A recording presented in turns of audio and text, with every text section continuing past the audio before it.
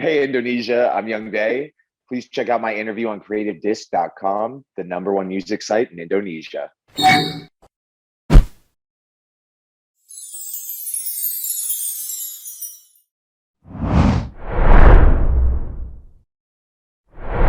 Hello, City lovers. Welcome back to another CreativeDisc exclusive interview with me, Luthfi. And today we're gonna talking with a musician and producer who get big because he's one of the pioneer in future funk and vaporwave genre. He still carry the vibe through his major label debut, and we're gonna talking so much about music, especially Japanese music and city pop music, because this guy he sampled a lot of it. So without further ado, please welcome my guest. This is Yung Bae. Hey, Hey, how are you, Dallas? hey, I'm good. How are you today? I'm fine, thank you. It's like 9 a.m. in Jakarta. Oh, sheesh. I'm like, it is 7 p.m. Yes. here. Ooh. I'm like, woo, you guys are up early. Yes, because for this interview. Oh, honor. So what's the thing that you've been up lately? I've just been working on my new album, mostly. Ooh. Just got back to touring a little bit. Just did some moving, and yeah, pretty much just music every day. What's your plan with your next album? The plan is to drop it by the end of this year. Wow. Yeah, so it's coming up soon, and then I think there's a couple more singles coming out before it drops. So yeah, I'm very excited to show everybody that one. Ooh. So tell me more about your newest single, Silver and Gold. Sure. This was one we'd actually had done for, or I had the beat done for it, I want to say like a year and a half, 2 years ago. Because we made this it was this sample, we made it from scratch. So there's no samples or anything. And we were just like super stoked on it, but we couldn't find anybody to like get on top and, hit the top line right. So Sam Fisher comes in one day, just knocks it out of the park. And then I think it was that same week I had another session with my buddy Adam, and he and I wrote the chorus for that. And then, yeah, I think like 6 months later, we got Pink Sweats on it. We all went out to Nashville, and yeah, it was super fun to work on though. So you collaborate with Sam Fisher and Pink Sweats on this track. So how do you meet these two guys for joining this track? How is it feels for the first time?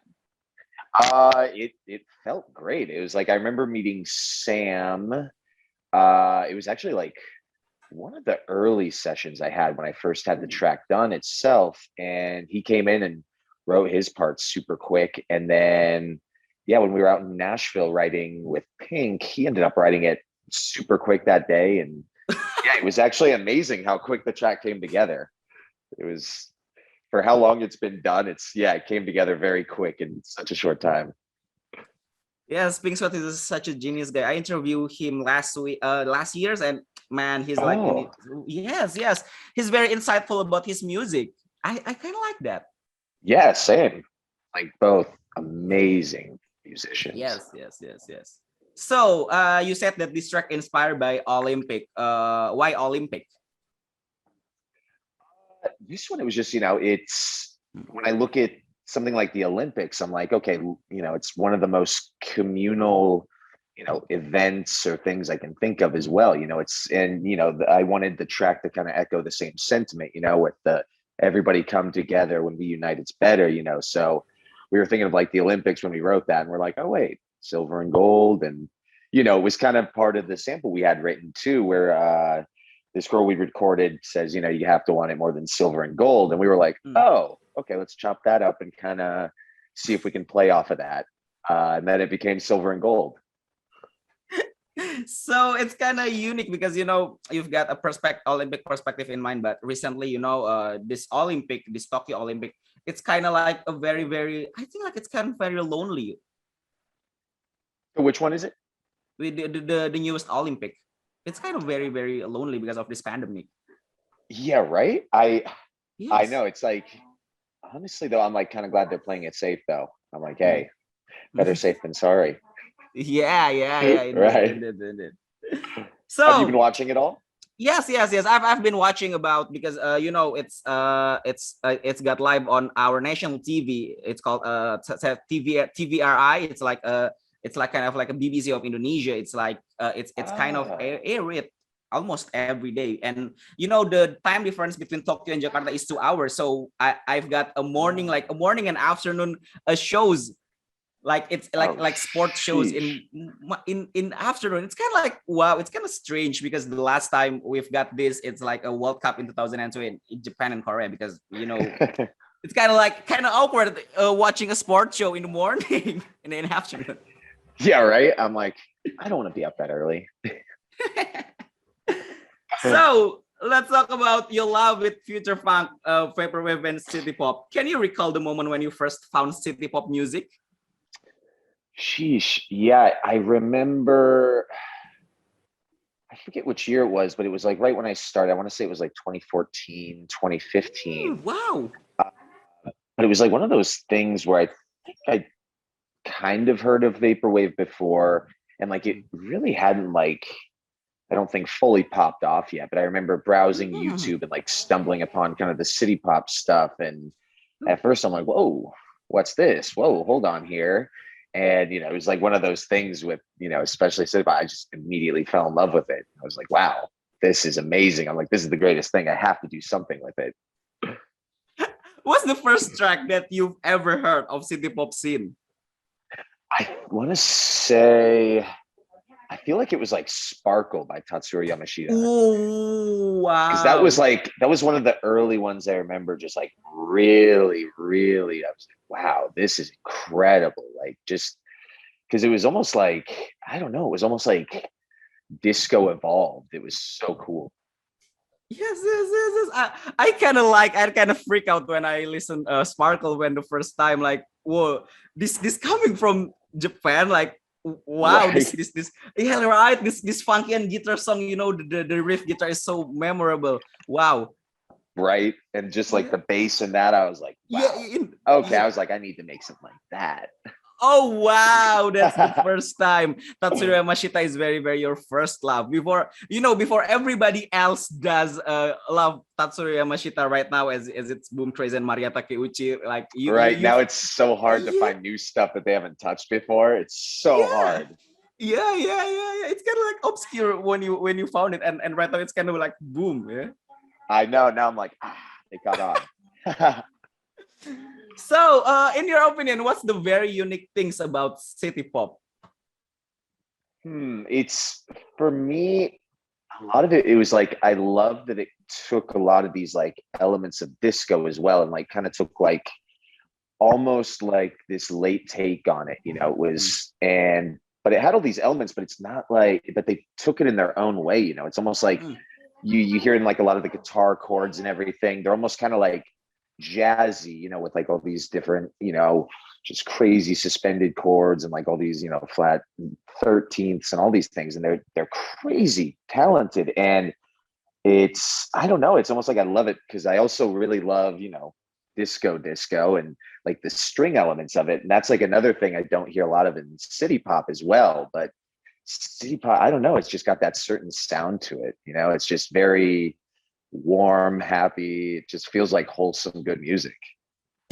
yeah. So, what's the biggest decision to make it sampling city pop, and you like maybe like a fascinate a little bit? What your decision that pop up your mind now? Oh, I've got to sample this, and I've got play this on the party. What's the first thing that pop up? Mm.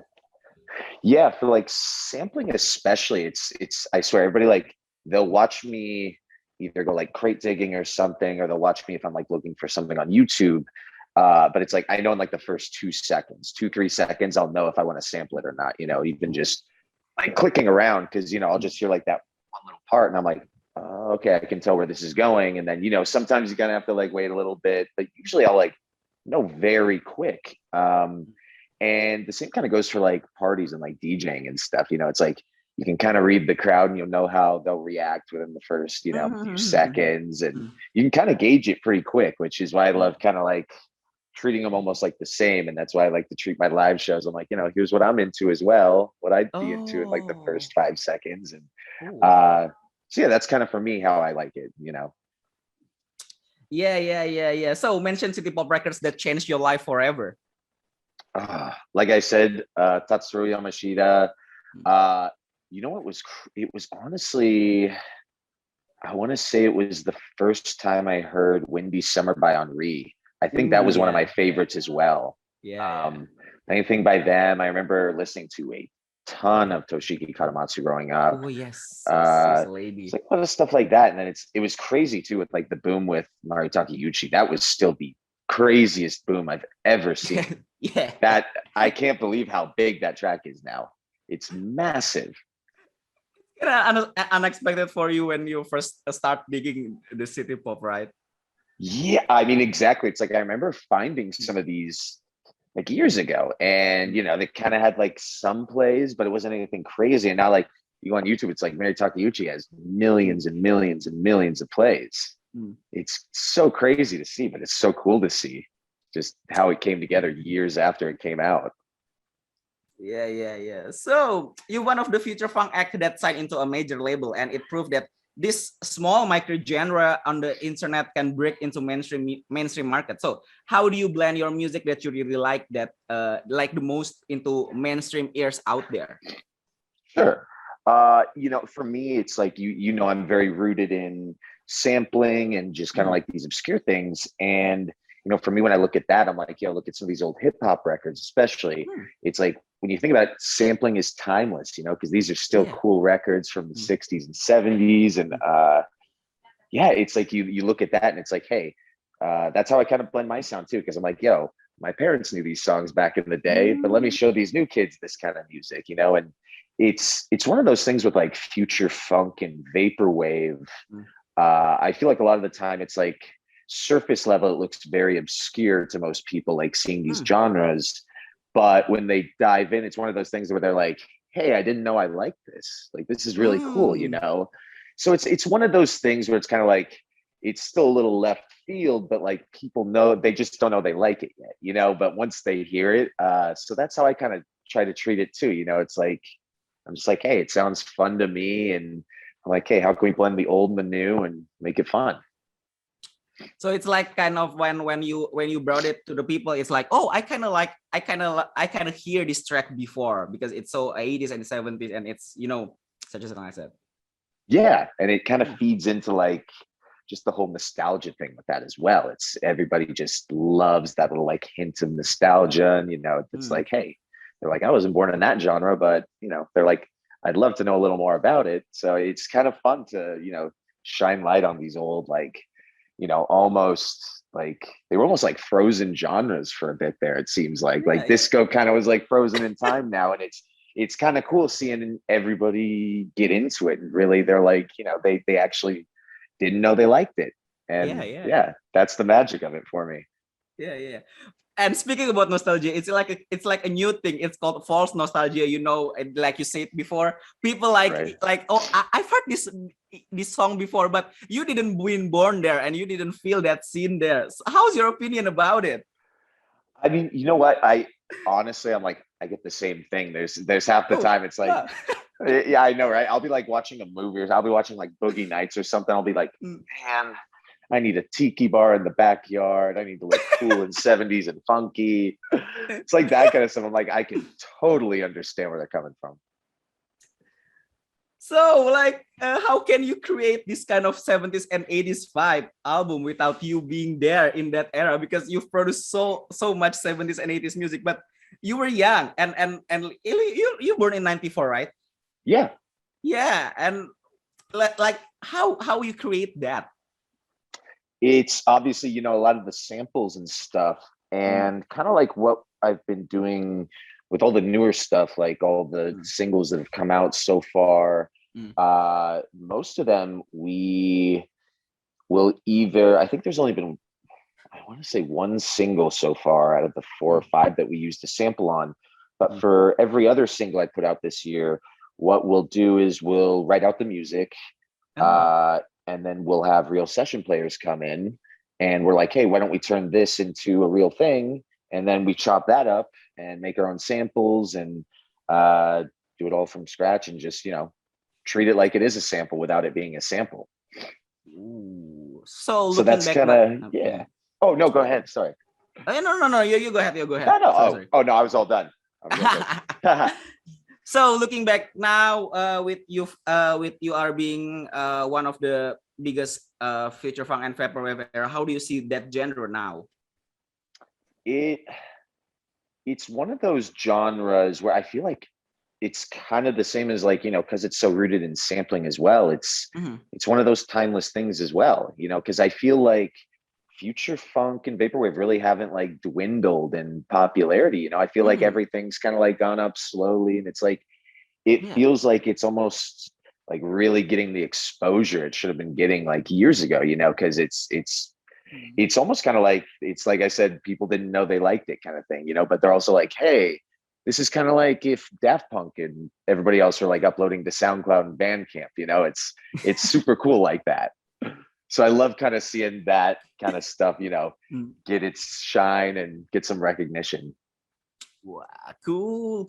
As a future funk and vaporwave lovers, it is such an answer to me. Yeah. So you're incorporating anime aesthetics and style on your music. So why you choose this anime style? It was one of those things when I grew up, and I don't remember like a lot of TV growing up, but I remember seeing like Sailor Moon when I was very young, like 'cause my sister was watching it. And I was like, I don't know what this is, but I'm like, this is pretty cool. I was like, I could get into this. And, it was just one of those things. And uh, everybody in kind of future funk kind of did it. And it always just kind of paired up so perfectly, because you look at like the music, and Mm. it's like, oh, look at, it's like the full, it's happy, it's bubbly, it's fun, Yeah. it's exciting. And it's like you look at anime and it's like, oh, look at all these bright, like it's like the full color of the rainbow. It's all these just amazing fun things in this palette. And so I feel like those always kind of blended together perfectly. Ooh. So yeah. because a lot of people on the internet sampling put your song into the scene of random anime, like it's a lot, man, in the internet. Yeah. Yeah. But I'm like, it works perfectly. Yes. So what's unique about Sailor Moon? I don't, it, for me, it's probably the fact that it was like the first one I ever saw as well. Uh, Uh, I don't know. It's just one of those things. It's especially like, I always just loved kind of the imagery and all that kind of stuff. Like I really love a lot of those. Like I follow a couple like Sailor Moon scenery pages just because I love just like, I love the art style. I love the texture of like, everybody in the show. I love the characters. It's like, I used to have a cat named Luna, named oh after her. yeah, So it's yeah. like, yeah. So it's like, I don't know. It's just a fun world. And it's one of those things like, I'll watch it on reruns kind of in silent in the background while I work too. And it always just kind of keeps me happy and inspired. And yeah, just always something fun to look at.